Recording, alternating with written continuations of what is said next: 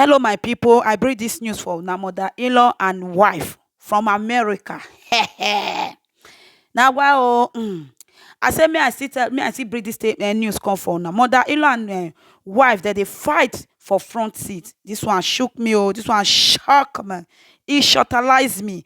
Yes, me I go straight to the news. Mother-in-law say now she go sit down for front seat. When daughter-in-law say now she go sit down for front seat, he say nah, her husband. Yes, now your son, but now we don't be husband and wife. God don't join us together. Now your son, but now my husband. Okay. People drop comments in the comment section.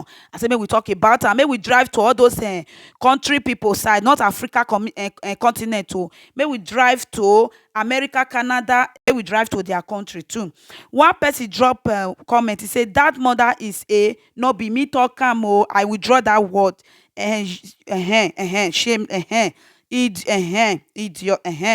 He say, don't turn your son to your husband. If that was me, my mother sit at the back.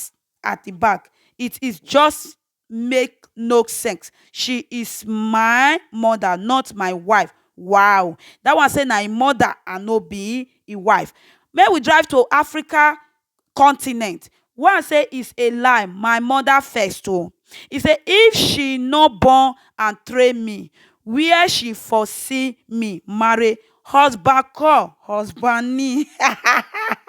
That why shock me. Oh, he say husband call husband. If him mama not really train am, where he for see am. If mama not give birth to him, where he for see him. Another one say that day will be the end of her.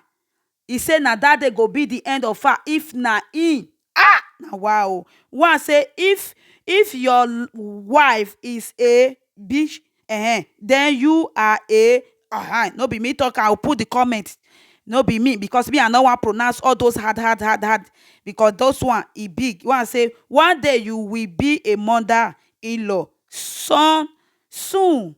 He say soon you will see. May I live in Nigeria. May I not To the back, right? No, absolutely not. Why? What are you talking about? I'm your wife. Are you serious right now? Okay, come We back. gotta keep having these type of conversations. Every time I link up with your mother is always a problem. Alright, cool. I'm in his life now, so why are you still